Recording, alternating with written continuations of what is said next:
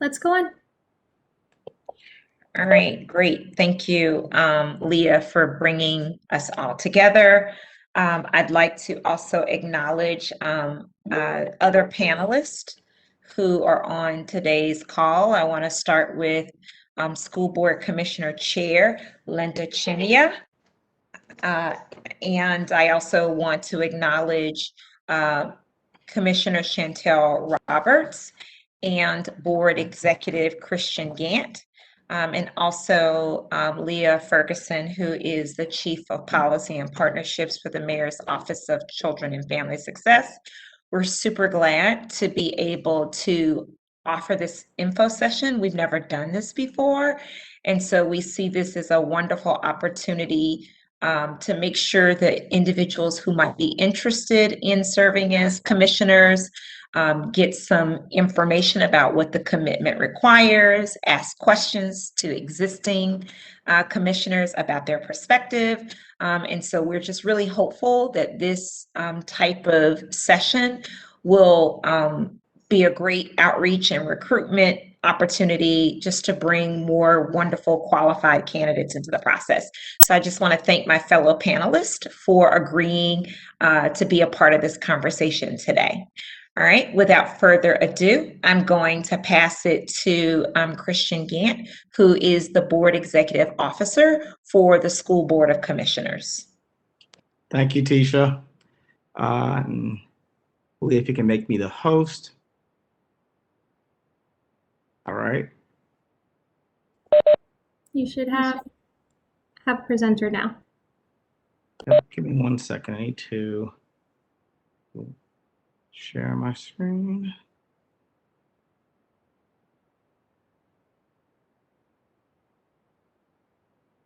Okay, is that working? Okay, great. Good afternoon, everybody. My name is Christian Gant. I serve as Board Executive Officer for the school board, and I'm going to briefly walk through the role of the school board, what they do, just the nuts and bolts. So first, what is the role of the school board? And I'll just preface this by saying the board has the full authority and jurisdiction over all educational matters in Baltimore City, and its primary responsibility is governance of the district. Many of the roles and responsibilities are outlined in statute in the city-state partnership, in addition to the agreed upon provisions in the CEO's contract. I'm going to touch on some of these and go into further details on others further into the presentation. So first, setting the vision, mission, and strategic priorities for the district. I believe vision and mission are pretty straightforward, but in regards to strategic priorities, these are the priorities that will guide the district's work over the next 5 years. The board is currently engaged in the strategic planning process and adopted new vision, mission, and priorities in February, and they're currently working on metrics and a public-facing dashboard. There will be continued opportunities for public engagement coming up around the priorities this summer. Hiring and evaluating the CEO. So just to be clear, only the board has the authority to hire and evaluate the CEO. Adopting and overseeing the annual budget. So in addition to that responsibility, the board also receives detailed reports throughout the year on the district's finances, in addition to the public budget presentations that are also done in Operations Committee. Approving district curriculum. So the board must approve the curriculum that is taught in our classrooms. And a curriculum comes on a 6-year cycle, and the board approves a different subject area each year. This year's curriculum area was world languages and English speakers of other languages. Approving bargaining unit contracts. So, and only the board has the authority to approve those contracts. The CEO's contract designates her as the board's chief negotiator. And I will say this is pretty standard across the board for large urban school districts. But our practice has been that the CEO informs the board when the negotiations are beginning, keeps the board informed on the status of negotiation, and seeks feedback from the board on significant policy shifts. But again, only the board has the final authority for the final approval of these contracts. Appointing certificated personnel, such as teachers and principals and senior staff. So all certificated personnel, such as teachers or principals, and senior staff, such as the senior financial officer or the chief academic officer, must be approved by the board. The CEO is responsible for vetting and nominating the personnel. Adopting and advocating for a legislative platform in a General Assembly session. So the board annually adopts a legislative platform that will guide the work of the staff in the General Assembly session. More often than not, the board chair is asked to testify, but sometimes other board members have also testified in Annapolis for their priorities. Deciding appeals of final decisions from the CEO. So again, final decisions of the CEO, such as extended school suspensions, bid protests, or employees being released, are able to be appealed to the board for adjudication. And the final three on here, I will discuss in more detail into the presentation, but they are holding the district accountable for meeting goals, seeking and hearing the community's voice in decision-making, and adopting policies and regulations to govern the district and guide staff work. So I want to briefly touch on governance versus management. And I will say from my experience, this has been something that has tripped people up. So a school board's role is to focus on governance. That is transforming the needs, wishes, and desires of the community and the policies that direct the community's schools. Management of the district is the CEO's responsibilities. It is the CEO that is responsible for the day-to-day operations of the district. The board's focus is on monitoring and oversight. That is establishing goals and ensuring accountability that those goals are met.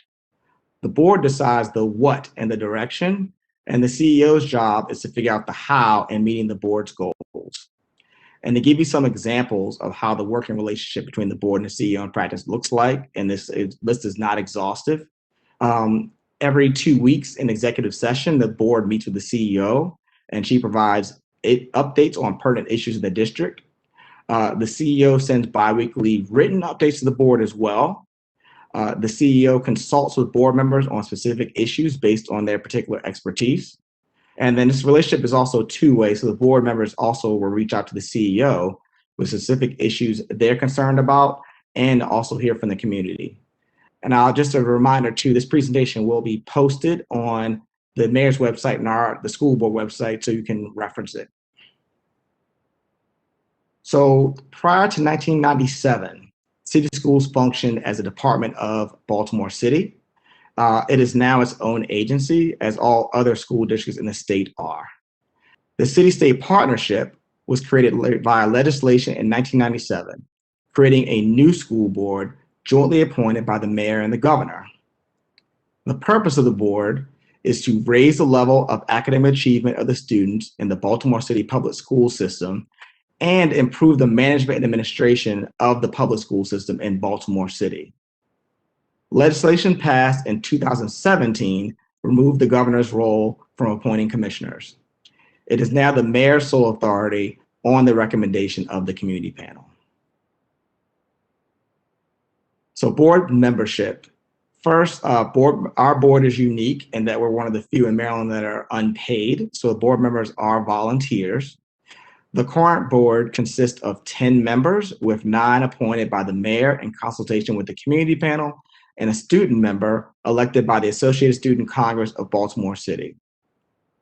Board members serve at large and are responsible for representing the interests of the entire city. And unlike some boards, we do not have districts. In 2022, 2 elected members will join the board. The mayoral appointed members serve a 3-year term and are eligible to be reappointed and serve an additional 3-year term. The elected members will have a 4-year term with no term limits. And our student commissioner serves a 1-year term and can be elected by his peers to serve an additional term. A minimum of 5 board members must be in attendance to constitute a quorum of the board.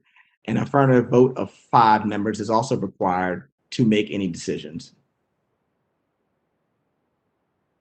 So the board is also unique in that its appointed members must fit into certain slots, which I'm going to review. And again, this only applies to the appointed members.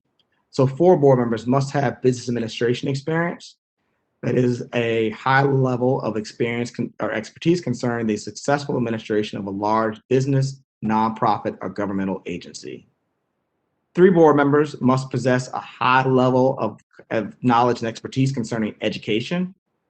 1 board member must be a parent of an enrolled Baltimore City Public School student at the time of appointment. And finally, 1 board member must possess knowledge or experience in the education of children with disabilities, either via their professional experience or being the parent of a child with a disability. So this is the current board. And as you can see, their committee assignments are below, and all board members are required to serve on different committees. And the current board chair and vice chair are Linda Chinya and Jeanette Richardson, respectively. So policy, and what is policy? So policies are the board's written principles that govern city schools. And also attached to most policies are an administrative regulation with more specific instructions to the CEO and staff on how to implement the policy. Policy is the board's vision. It directs the day-to-day operation of the staff, and it provides continuity from school to school, building to building, and even between staff members. The board's policies are online on our website and cover a wide variety of areas, including instruction, staff relations, and school board governance. So I'm going to briefly review the policy development and review process. So the process formally starts when the board approves the policy committee calendar at the annual business meeting, and that actually just occurred last week. Except for the board's policies, the CEO's staff is responsible for drafting the policies and regulations in consultation with our stakeholders. The proposed policy language is then presented to the board policy committee for feedback. And just a note for the members of the public, the policy committee is public. So it meets every third Thursday from 3:30 to 5:30. After the presentation, the policy will remain online for public feedback for a minimum of 30 days. The next step is called first reader. After staff incorporates feedback from the board and members of the public, the revised policy is presented to the full board for feedback. Per board policy, no longer than 8 weeks can pass between first reader and second reader.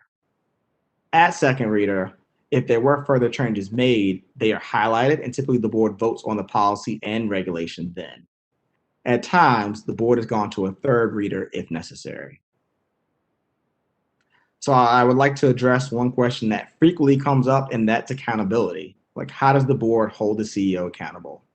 I'm going to walk through the various methods, and some of this information will overlap with the previous slides regarding role. So first, board participation, dialogue, and questions during staff presentations on educational and operational matters. And what I'm really referring to is the staff and the conversation and dialogue during the board's public meetings and committee meetings. Think of these meetings as similar to city council hearings, kind of in a matter of oversight. And this dialogue, of course, shapes board decision-making and policy. Consideration of community feedback, public comment, and other forms of communication during the decision-making process.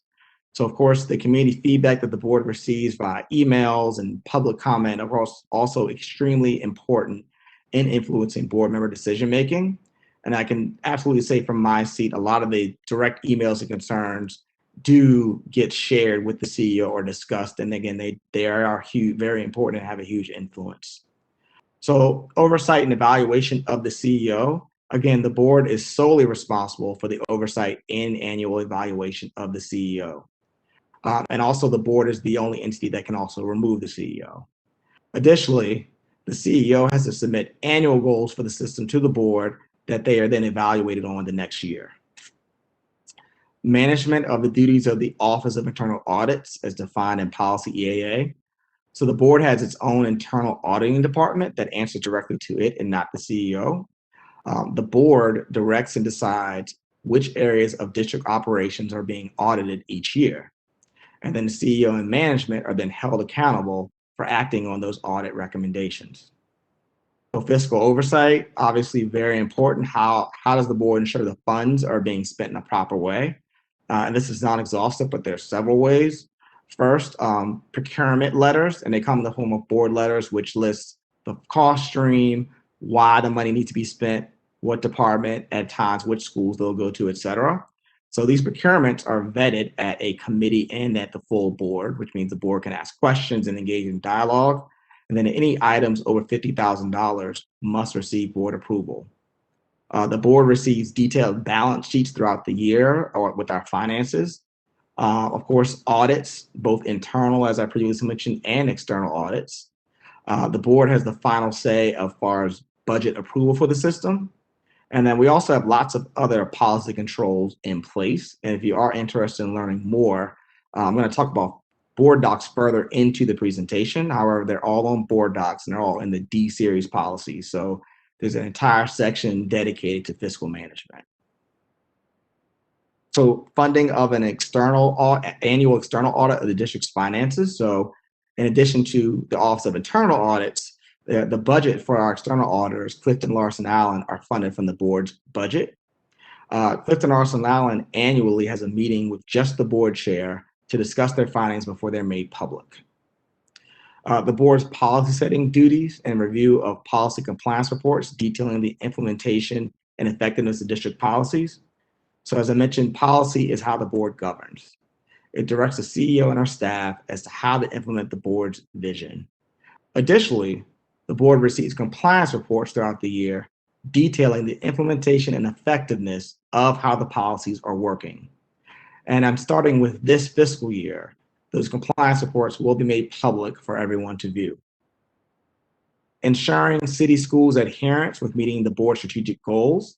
So the board is currently working on metrics attached to those strategic goals that are on track to be released this fall.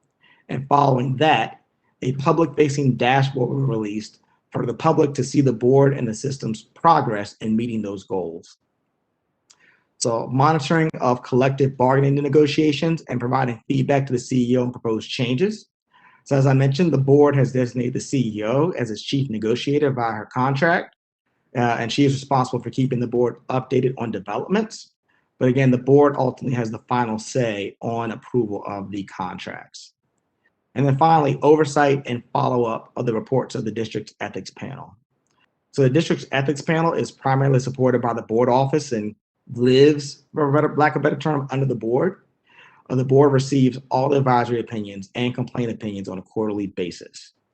And then the board or the CEO are then responsible for ensuring appropriate enforcement action is taken in response to the panel's findings. So there are several types of meetings the board utilizes to conduct the business of the district. First are the public board meetings, which are generally held twice a month at 5 p.m. and public comment is permitted at this meeting. In addition to some of our recognized groups, such as the Baltimore Teachers Union or the Parent Community Advisory Board, that have a standing slot at every meeting, there are 10 slots of 3 minutes available at the meeting for public comment. Closed meetings, the board meets in a closed meeting before every public meeting called executive session. And some of the items discussed in there are ethics panel opinions and complaints, personnel items, legal issues. The board has conducted professional development in the executive session. And then the CEO also does a standing update on district matters that the board needs to know. I'll note that there is no policy discussion allowed in a closed session due to the Open Meetings Act. So the board and the CEO can discuss how things are going presently, but can't discuss future policy changes. And any discussion of policy has to be done at an open public session in accordance with the Open Meetings Act. So board forums and board hearings, both of these are used for the board to hear from members of the public on a particular topic. The board hearings are when the board would just like to listen to members of the public, and the board forums are more interactive, and there's opportunity for members of the public to engage in dialogue and discussion with the board. Special meetings are very similar to public meetings, except they're outside the regularly scheduled meetings, and they're often just for a particular function, such as we recently had a special meeting for personnel approval. Board work sessions. These work sessions are for when the board would like to dive deeper on a particular topic. And the typical format is that staff presents, and then the board engages in questions and dialogue with the staff and with each other. And then the board committees. The board has 3 standing public committees, which I'm going to discuss in more detail. However, public comment is permitted at all 3 of these public committees, and there are 5 slots of 3 minutes each.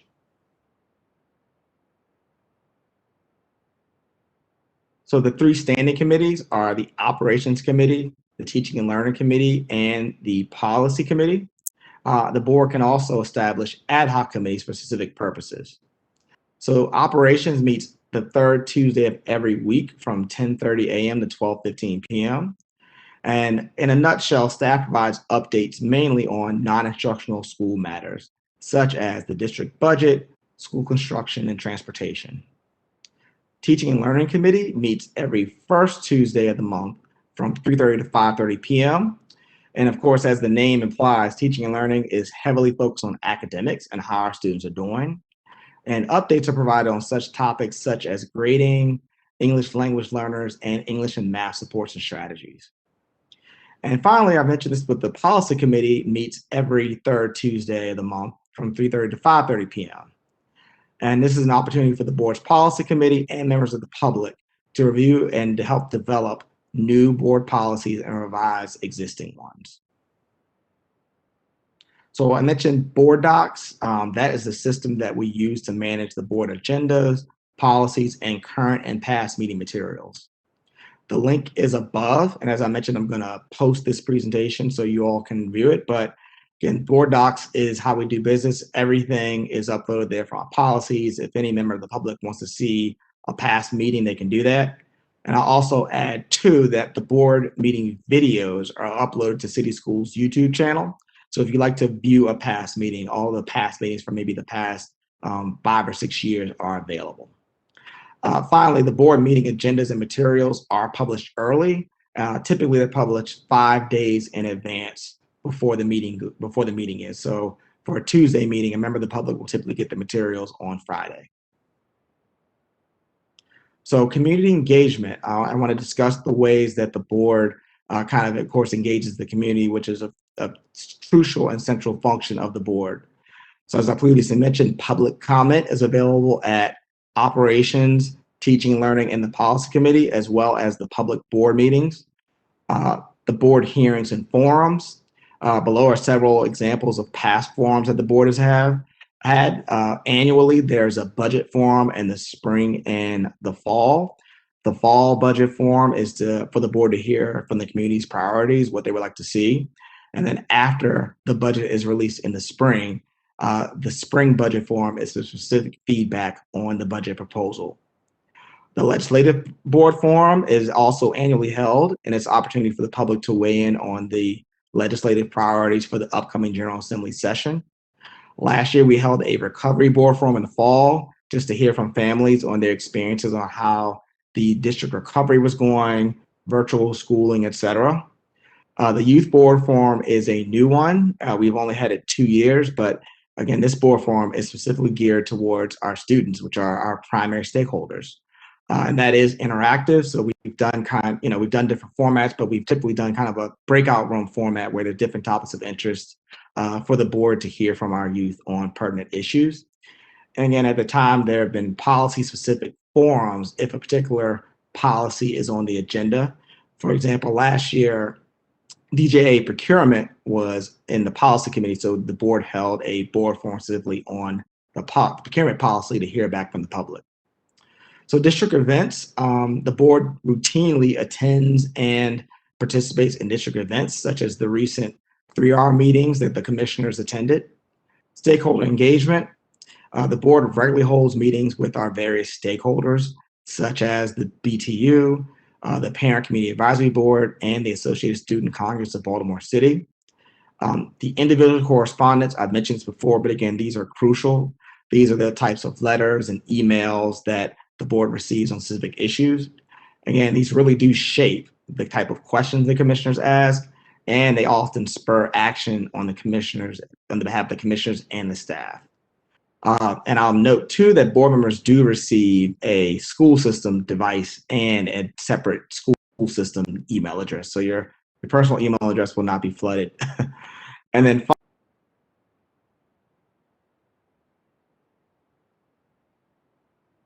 US, and I'll add the school board office follows up on the issues and concerns that we receive and route them to the CEO's office to be answered. So that was my presentation. Are there any questions? You can put them in the chat. And again, this presentation will be posted on the school board and the Mayor's Office of Children and Family Success website.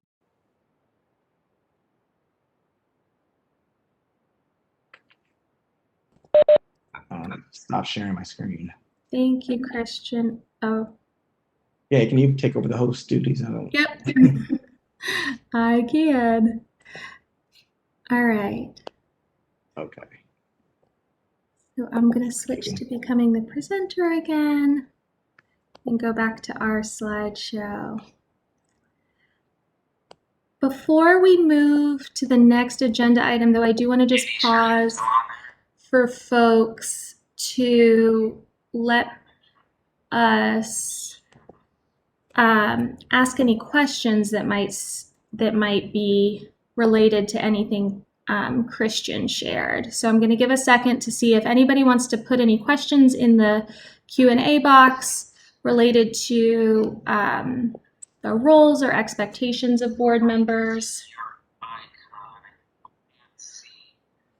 before we move on to the next section. Okay, so I did see one person asked a little bit earlier about whether the recording for this meeting will be posted online afterwards, and it will. So please, know that it will come both posted on the mayor's side and on the school board side. We'll make sure that it's available on both. I do see a couple good couple questions. Yeah, go ahead. So what situations may present a conflict of interest for a person sitting on the board? That's a great question.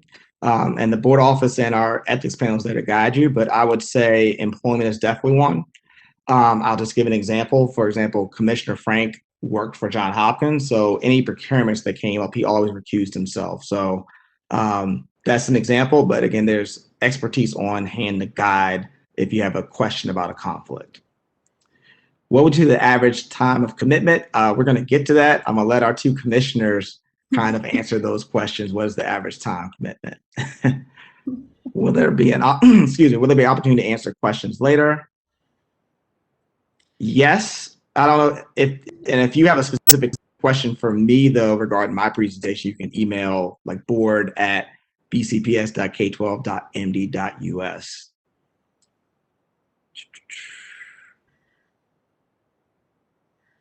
I think there are a couple of questions that aren't directly related to kind of the role of board members or the process for selecting new board members. I understand that this is a meeting open to the public and people do have other questions or concerns they'd like to raise with school board members, but we'd like to keep this conversation really focused on information that will be really useful for people who are considering applying to join the school board. And so if there are more questions about kind of the roles or expectations of commissioners, we'd be glad to answer those right now. Otherwise, we're going to move on to kind of the requirements and mayoral considerations. Well, I would like to address another question. I see Andrea asked, what extent are matters of public health discussed and addressed by the board? I think that's a great question. Yeah. I will just flag throughout the school year 2021, the board received regular public updates on reopening, which did address the kind of public health questions specifically. So I think that is a great question. It is also, of course, it's been a matter of discussion in executive session and a lot of discussion at the committee level about the public health matters. So that's a great question. There's another one about whether being a parent of a city school student or an educator is a requirement for being on the board. Do you have to be a parent or educator? No, but at least one board member must be a parent at the time of appointment, but you do not have to be a parent or an educator. You have to live in Baltimore City. Does the board have staff to support the board activity? Yes, that's myself. Again, my name is, my title is Board Executive Officer. I just tell people in a nutshell, kind of like chief of staff to the board. The board office has a staff of 4 to help support the administrative and policy needs of the school board. In addition, the Office of Internal Audit also falls under the board and answer directly to the board. Okay. We are going to go And- ahead and keep going. Oh, did you have Okay. see another one? Are you allowed to be an employee of city schools or an educator at city schools and still apply for this role? No, you're not. And actually, in our policy, in our ethics policy, after a commissioner leaves the role, they cannot be an employee for at least a year absent a waiver. So, no. In the application process, there's a question about a criminal conviction. Is a past conviction a bar to service? We might address this on our side. There is a background check as part of the screening process, and that doesn't necessarily mean that any past experience would necessarily disqualify an applicant, but it would need to be explained, and depending on kind of what the circumstances are, that might be a consideration that the mayor would take into account. And I'll just answer last. Yeah. Oh, yeah, I can answer the last three, then we can move on. I don't want to, I know we're in a time crunch. So if board members are not paid, do they receive stipends? No. However, board members are fed every 2 weeks. I know this is so much at the board meetings. Board members can receive reimbursement for expenses. So travel, gas, things like that if you're in the process of doing board business. And we do pay for your PD. So the board typically attends the Council of Urban Boards of Education conference, as well as the NSBA conference, National School Board Association. So the board office does fully fund meals, transportation, et cetera. So we do pay for PD and we pay for reimbursements. 2 more questions. Are the policies posted online? Yes, they're posted online at Board Docs. If you go to the City Schools website and click under the board section, you can click on policies and that'll take you right there. And then finally, do I have to live in Baltimore City to be on the board? Yes. All right, thank you, Christian. I am going to go ahead and share my screen and kick it to Tisha Edwards, the Executive Director of the Mayor's Office for Children and Family Success.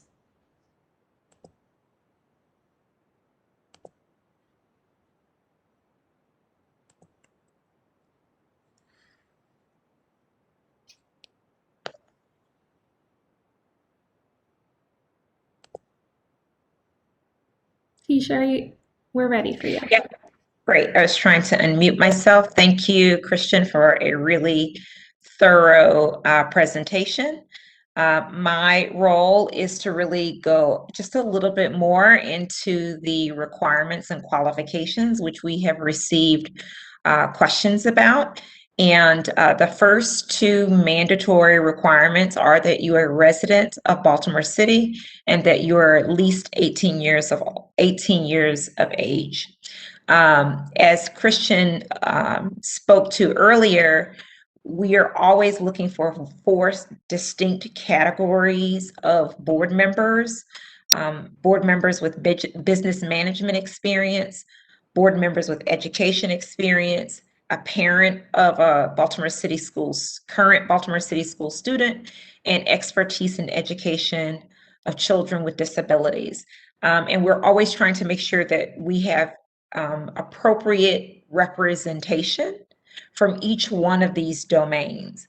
And I think this go round, Christian, please correct me if I'm wrong, but I think we only have 1 board member who's currently in the business management expertise role. Is that true or not? 2 actually. Linda Chinya and Michelle Bond. Linda Chinya is education, special education, and management, and Michelle Bondima is management. So we have 2. And Vernon? Vernon was just reappointed. He's business administration. Yep. Okay, and so I think that one of the things that we've said is that we are really looking for this time to get more business management experience because that's an area where we would like to round out the board. So these are the 4 areas, but we're always trying to look at where does the board currently have strengths in its commissioner profiles, and where are there opportunities to bring more experience based on deficits that we might have in the qualifications. So those are the 4 areas: business management experience, education experience, a parent of a Baltimore City Public School student, and expertise in education of children with disabilities. And some of our board members meet multiple qualifications, which is always great. But that is something that we're constantly looking for, is just to make sure that we have a very strong, diverse profile of board members who meet all of the 4 qualifications in total within the board membership. Next slide, Leah. Part of the process, once a candidate moves through the community panel and is recommended to the mayor for a final interview, Mayor Scott is really focused on 4 areas. Commitment to Baltimore City Public Schools. Again, he feels very strongly that parents who currently have their children in our school system need to be at the table and helping to guide and govern our school system. So that is not the only way that you can show your commitment, but we are looking for demonstrated commitment to the Baltimore City Public Schools. We're looking for individuals who are collaborative and eager to embrace very diverse perspectives. We have a very diverse school system. We have 80,000 children in our school system. We have almost 200 schools. We have a growing immigrant population. We have way too many young people who are experiencing homelessness. I mean, we just have a very diverse community that we're trying to serve. And we want to make sure that we bring board members to this process who are really eager to embrace those diverse perspectives and those emerging needs of our school system. We want board members who can work well with their colleagues, and works well with staff, school system staff, and community members. And also, we're very excited about this kind of expanded governance, where we will, in the near future, have several elected school board members. And so we want people on the board who can embrace this new governance structure for our school board. And so we just want to make sure that we have people who are very open-minded, very nimble, very open to new ideas and new perspectives. The school system is an extraordinary organization. And so we are also looking for school board members who are very comfortable with really complex organizations and managing complex organizations. We have a very sophisticated fiscal management system, money coming in from the city, money coming in from the state, money coming in from the federal government. So it's a very complex and sophisticated financial management system that supports our school system. And so we want people who are very comfortable with that and who are comfortable with overall organizational oversight. This is a huge organization, again, with a lot of public funding coming into this organization. And so it's very important that we identify board members who are up to that challenge and can really add value to the conversation and to the work around addressing some of the challenges and oversight issues that come with a large organization. And finally, last but certainly not least, Mayor Scott talks a lot about courageous leadership, that every board member that he appoints, he wants to know and have a great level of confidence that they are courageous leaders and that they are always going to put the interest of students first. That's the number one criteria. That's the number one expectation. And so we're looking for people who are really willing and understand the importance of a students first model for making decisions at our school, for our school system. And finally, that courageous leadership also includes an appreciation for public accountability. This is a public servant role. This is an organization funded with public dollars. This is an organization that is accountable to the community and accountable to the public. And so we want to make sure that we appoint school board members who embrace that accountability, who understand the importance of that accountability, and who will lean into that kind of ultimate responsibility that we have to the larger community to work together to make sure that we have a strong public school system. I think that's it for me, Leah. Yep, thanks, Tisha. So I will talk a little bit about the process for applying for the school board spots, and then we'll go back to the question and panel to make sure that folks have a chance to have any questions answered. So right now the application is open. We are looking to fill 3 vacancies. So we wanted to give enough time, and we know summers can be a time where people have plans and schedules can be everywhere. So we made the decision to leave the application open for 2 months. So it opened a couple of weeks ago, and it'll stay open until August 20th. There's a link there. It's a bit.ly link for Be More School Board, but you can also navigate to this from the mayor's website for boards and commissions and towards the Board of School Commissioners. Those applications come to the Mayor's Office of Children and Family Success. We take the first screening of those applications. We look for applicants who have met the basic requirements, as well as have demonstrated some representation of those qualifications that Tisha spoke to. We advance the best and most qualified candidates to a community panel interview process. And so this process is laid out in state legislation, and the representatives from these organizations are members of the community panel. I saw a few of these representatives in our audience today, so I just wanted to acknowledge Diamond Tate Brown, the president of the Baltimore's Teacher Union, is with us, and Rhonda Rochetta, who's been our representative from PIZZAZA, the Public Schools Administrator and Supervisors Association. So thank you for joining us. There might be some others that I have missed, but these are representatives who give many, many hours of time to interview and vet the candidates.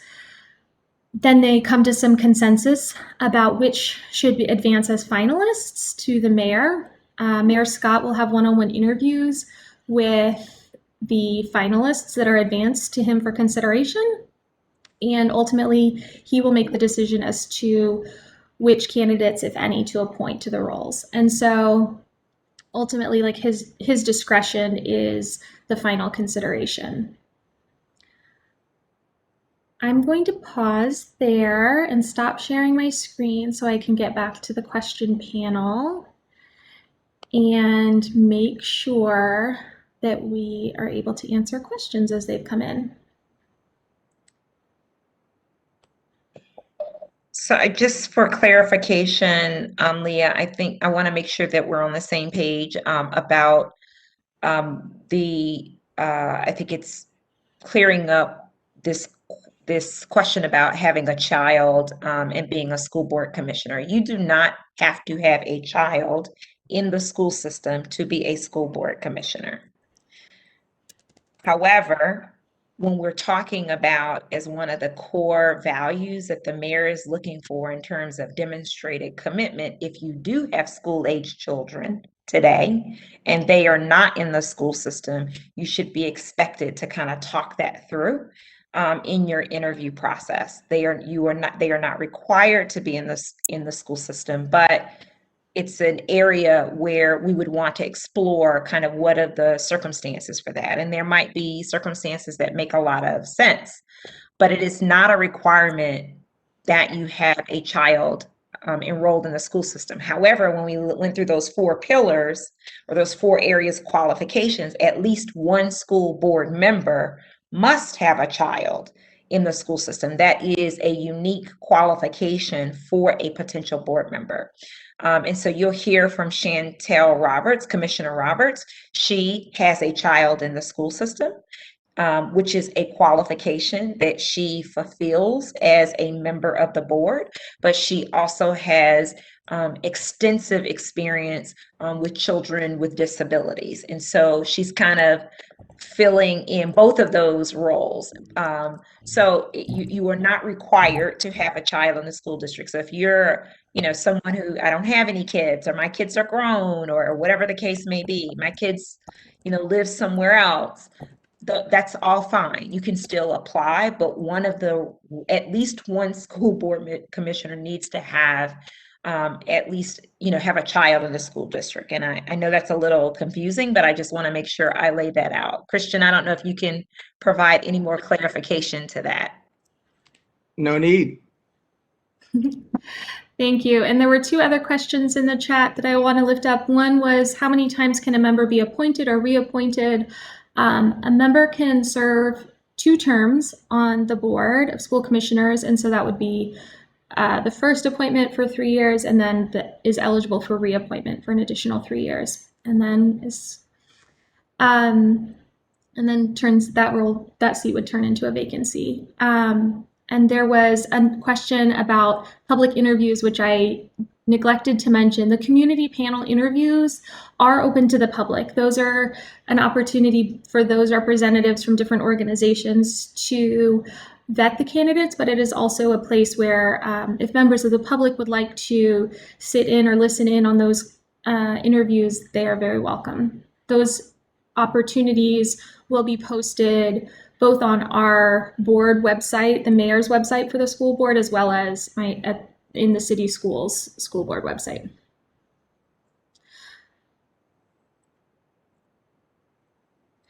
There was a question also about whether a school board member can have a family member, for example, a spouse, be a Baltimore City Schools employee. And my understanding is that is allowed and has been true in the past.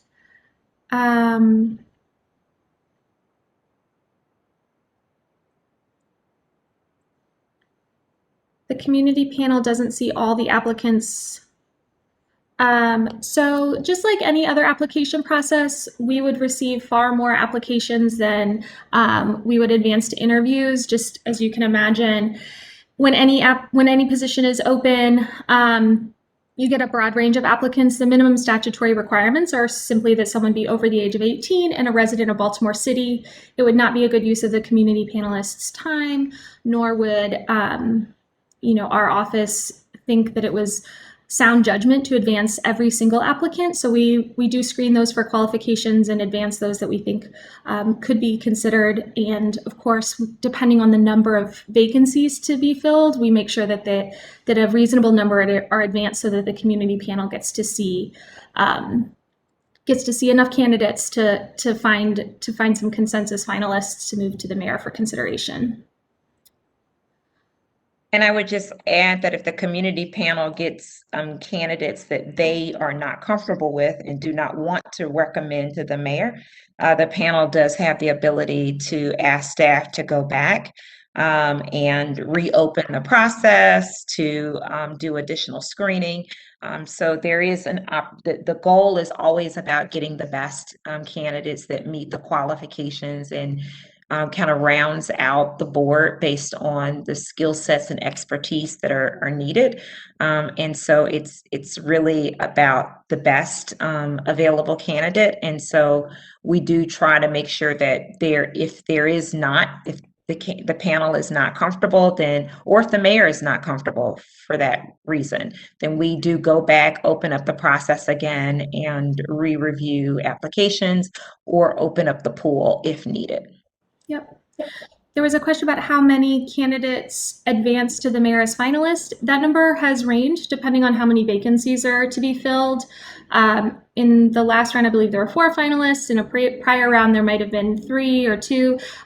So we would anticipate there'll be more than 3 finalists for 3 vacancies, but it will largely depend on how the community panel comes together to support and what number of finalists they feel comfortable advancing. So there's not a set number of finalists. And I see a question about the workload of members, work-life balance, and individual responsibilities and projects. I know that Commissioner Roberts and Chair Chinia are going to cover that, so I'm going to just put a pin in that question. But if we don't get to it by the end, we'll certainly circle back. let's see if we have any others that we can answer quickly before we make sure that we get to. Yep, and I do want to do a time check, Leah. I think we're 9 minutes away, and so I Okay, definitely want let's move the to the, chair. that's a great, yeah, thank you for that. All right, so I am going to now hand it back to Christian, who's going to do who's going to give both Chair Chinia and Commissioner Roberts a chance to share more about their experience and answer some of those more kind of personalized questions about how this looks in the day-to-day. Thank you, Leah. I was like, do we have a hard stop at 6, or can we? I don't know you guys' schedule, so I don't want to presume.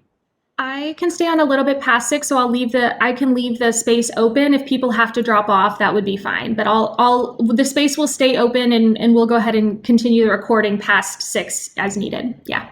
Okay, great, because I just want to make sure we got to the heads about time for the Q&A portion. So again, I'd like to introduce Commissioner Linda Chinya. She is the current school board chair, has been serving since 2016, right? Correct, Linda? I believe I completed a term that was not complete and then did 2 terms. So it's a total of 7 years. Okay, awesome. And then Commissioner Chantel Roberts, who is a newer board member. He was appointed in 2019. So my first question to both of you is pretty straightforward. Why is serving on the board of school commissioners important? Do you want me to go first, Shantae? I think most of the presentations that we've heard so far are pretty give a pretty good reason in terms of why. For me, I think the current times make it really an important time to be a part of the school board if that's something that you want to do. There's so much that is changing based on what has happened in the world, and right now, given that we're coming out of this time of the pandemic, and school itself is changing, and so I just think that this is one of the most important times to consider being a school board member as we reshape and reconsider what schooling should be in Baltimore. And this is an opportunity with additional resources for us to do that. So that really is the key for me with, as has been mentioned, keeping the children and the students as the center of all that. What can we do best for our students right now? I think that the only thing that I would add on to that, Commissioner Chinya, is, the youth are the future of the city. And as a board member, you're responsible for working with the CEO to ensure that our young people are receiving an educational experience that they deserve. I believe that you should have a passion for ensuring that our young people are able to compete on not only a national but a global stage if that's the trajectory that they should choose to take, and that is very important.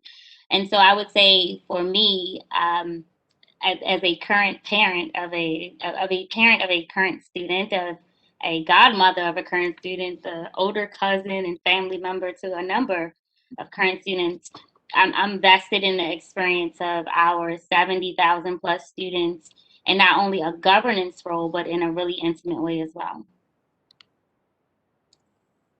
Great. So building off of that question, what qualities have you all seen to be important to be an effective board commissioner?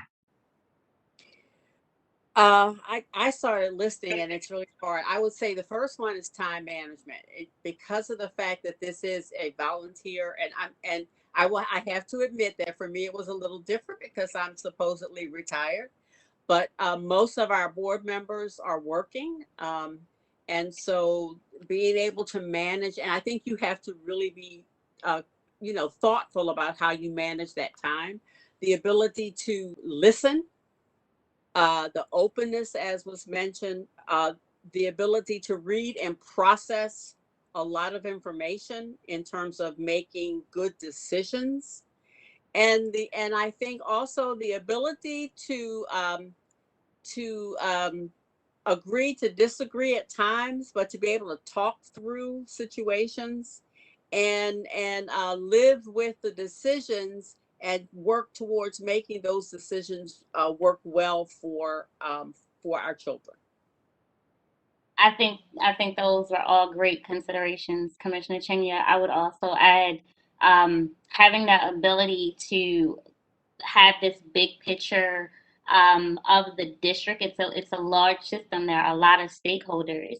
So you do want to be a part of change, but you also want to be able to do that in a really meaningful way. And when I say that, I mean having the ability to see where prioritizing resources is really paramount to ensure that each and every student in Baltimore City, that they are seen, that they're heard, that they're provided with the best possible educational experiences. And that doesn't look like making everyone happy. And it doesn't always feel good on our side of the table either. And I think especially in instances where we have limited or very finite resources, having to really think about how we can get the biggest outcomes, the most impactful, meaningful outcomes um, for our students, and doing that in a really collaborative way, right? So there are 9 full voting commissioners and 1 student who does not have full voting rights currently, but having the ability to collaborate with your colleagues to bring about meaningful change, that is really important. I actually want to follow up on something Commissioner Chinya said, which was time management. So can you both speak to, number one, roughly how many hours to be effective does this require a week? And then number two, what are both of you all's kind of personal strategies for managing all these duties and meetings and responsibilities? Hours. So Yeah, you go first with that one. So I will say I think as you are, once you're within your experience as a commissioner, outside of your regular general meetings and your committee meetings, whichever committees you serve on, ad hoc or your public facing meetings, there's also professional development opportunities for our state memberships as well as our national memberships, where it's always important that there is representation for Baltimore City so that we're a part of the conversation. We're being seen for the good things that are happening in the district, and we're able to pull some of those resources back in for our students. But then there are some other work that goes into it, this research there. What are other school systems doing? Are we following best practice? And what's working for other school systems that we are doing or that we can consider for our own? I would also say that in terms of reaching out to community or being present for community, that we are in our work for community. And so having the ability to hear all sides of a story or hear all sides of an issue area, and so that we are able to collaborate amongst ourselves to make the best possible decision. So if I had to quantify that, I would say, throughout the year, you may provide somewhere between, I would say, and I'm going to be ambitious here, Commissioner Chinya, I would say somewhere between 15 and 20 hours um, weekly, bi-weekly sometimes, depending on the time of the year, especially with the world starting to reopen again, with activities for youth organizations, for activities at schools and groundbreakings, and just staying engaged in the work. You could easily do about 15 hours a week. Yeah, and you've really said most of the things. So what I would add, and you are as a committee chair and doing some of those other outside things. What I found the last 2 years in the leader is as school board chair was it ranged more toward the 30 hours per week. But I say that and then I have to smile because it doesn't always feel like work. So much of it is interacting with folks, and so much of it is just so rewarding. Being able to visit schools or to watch some of the policies actually being implemented. But it does take time. But I think if you're committed to it, then the time is not a grudging time. It is really a time of learning, appreciation, and celebration.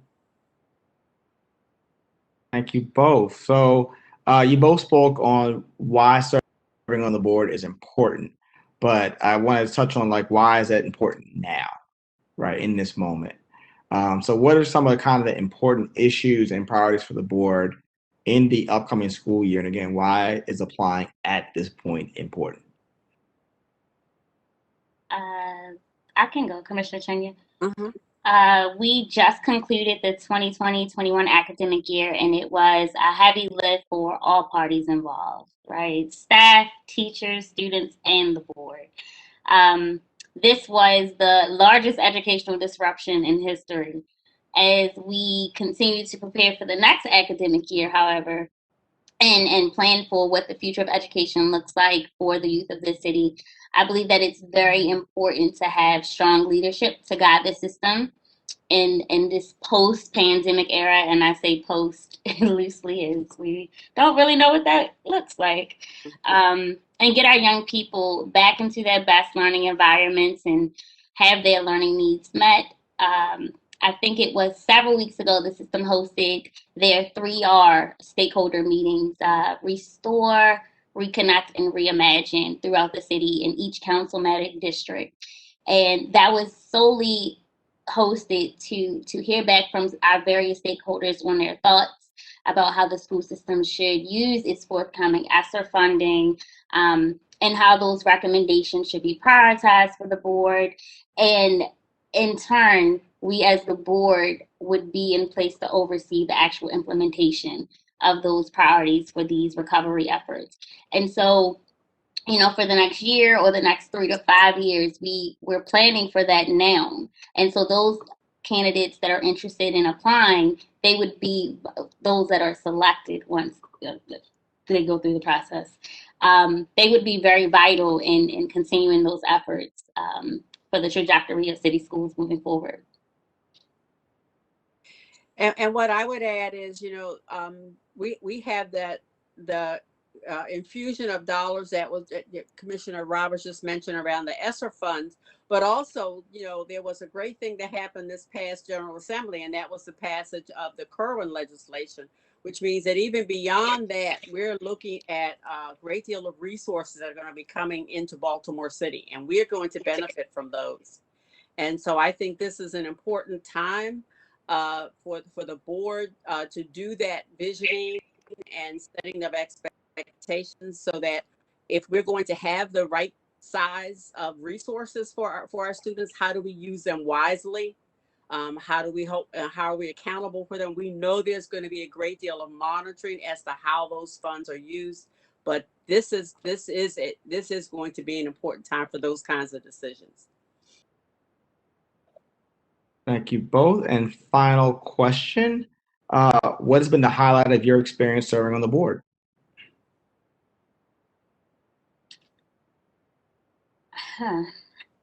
So as a native of Well, I'm Baltimore, going to say,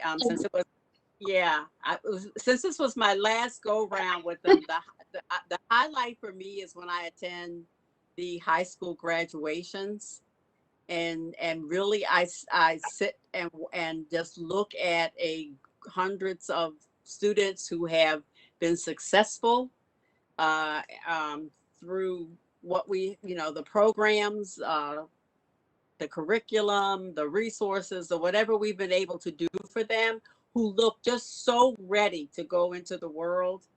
And I truly do believe when I say those words that I certify these students, to receive diplomas, that they are ready, and that's because of the work that we've done. So that for me is probably the biggest highlight that I can imagine. Commissioner Chenya, I think arguably that is everyone's favorite. I think that's everyone's favorite part of the year, is just actually getting to, the golden prize, the pot of gold at the end of this rainbow, especially after having a year like 2020. And I think everyone was just very excited to be able to do that in person this year again. And so you took one of my answers, but I would also add that being a Baltimore native and actually attending Baltimore City Public Schools and having a current student, whenever I kind of re-enter a building to do a school visit or for school programming, it's always kind of nostalgic to me because I was once a student, you know, in kindergarten or, you know, in high school that walked some of these same hallways. And so it's very interesting, and it puts a lot of things in perspective of, you know, when I was in those shoes or when I was walking those halls, I didn't have this vision of, you know, one day matriculating through my professional experiences, and it would ultimately put me in a decision-making role for students to follow that same pathway. And so while this is very broad, I'm always going to say whenever I have the opportunity to engage with students and youth in that way, and I would even extend that to some of our community partners when they invite us to some of their programming events, and seeing students in a different way, or just seeing that collision of recreation and educational experiences where they meet. It's always really heartwarming, and it's a feel good moment. It's all the feels. Thank you both. I'm going to turn it back over to Leah for the Q&A portion with our commissioners. I just want to kind of remind the public that your questions should be, again, kind of high level on the role, their experiences, not specific kind of school specific issues. But I will turn it back over. Hi, Christian. Actually, we are at time. We're about 7 minutes over. And so we're going to do a couple of things. One is we're going to make sure that we have the recording available both on the city schools website and on our website. I want to thank Commissioner Chinia and Commissioner Roberts for being here today and sharing your experience, and for all of the hard work that you've done. And Commissioner Chinia, the mayor especially wanted me to thank you for your years of service, not only as a board member, but also as our chief academic officer, a teacher in our school system, and a principal in our school system. You have literally done it all. And so just want to express very publicly our gratitude for your service and commitment to Baltimore's children, and your lifetime commitment to our city. So he told me not to let today's meeting end without expressing our gratitude for your service. So just want to thank you for that, and thank you, Christian, for a super informative presentation. I'm glad that you recommended that we do this, and we're going to do this more often because I think it was really beneficial for the public. And Christian did give out his email address, so that we're going to put that in the chat, so that if folks want to follow up with you specifically, Christian or Leah, if you could also include your email. And we are going to wrap today's meeting up. We're going to get it posted and follow up with individuals who may have more specific questions. But I did want to thank everyone for participating and really honor everyone's time who engaged in tonight's meeting. So thank you for that. Thank you. Thank you. Thank you. Thanks, everybody. See you Good soon. night. All right. Okay. Bye-bye. Bye-bye.